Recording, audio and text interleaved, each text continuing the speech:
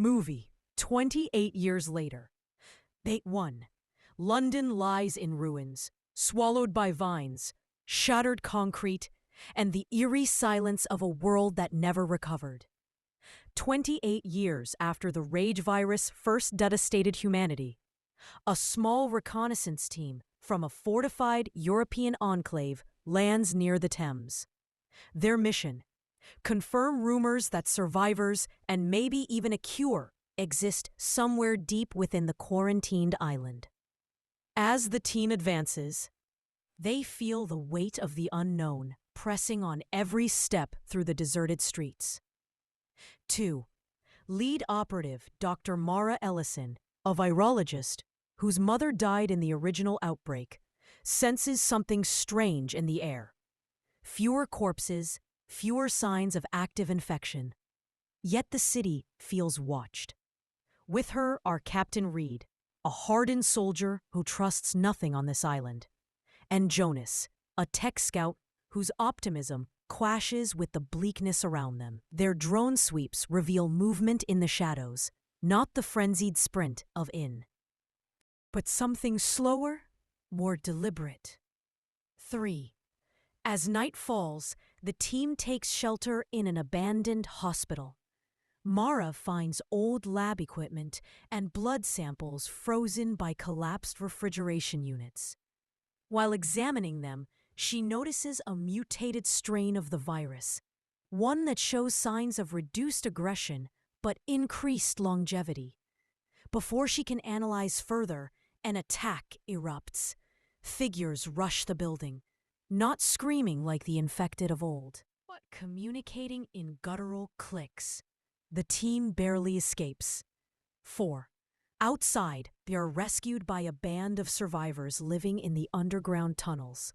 Their leader, Elias, explains that over decades, the virus evolved. Some infected regained fragments of awareness. Others grew more cunning, hunting at night, moving in packs. These echoes, as survivors call them, are neither fully human nor fully enraged. They are something in between, and far more dangerous. Mara learns that Elias's people have survived using strict rules: no noise, no surface travel at night, and no contact with EPOs.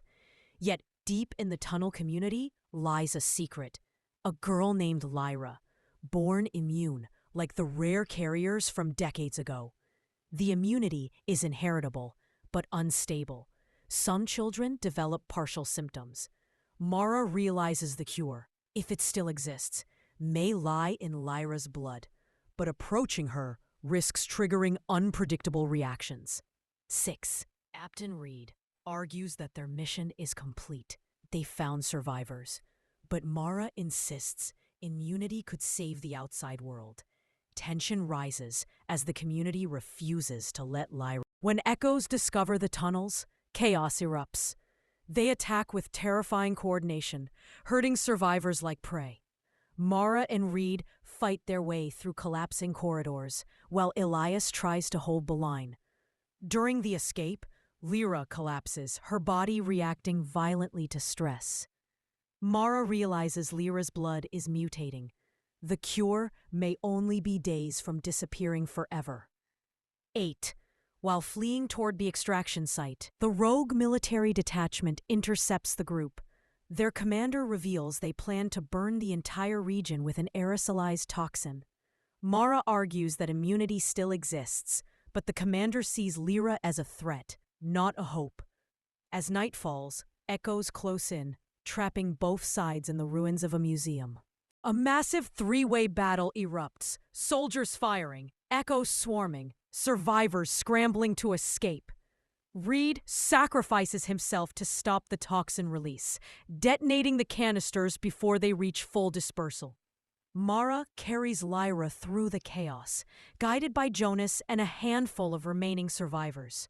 In a heartbreaking moment, Elias stays behind, allowing himself to be overrun so the children can escape. 10.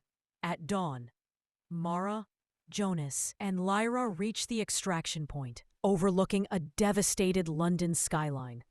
As the helicopter lifts them away, Lyra's breathing steadies, her mutation stabilizing. Mara stares at a vial of Lyra's blood, glimmering in the sunlight. "The world ended once," she says softly. "But maybe this time we start again."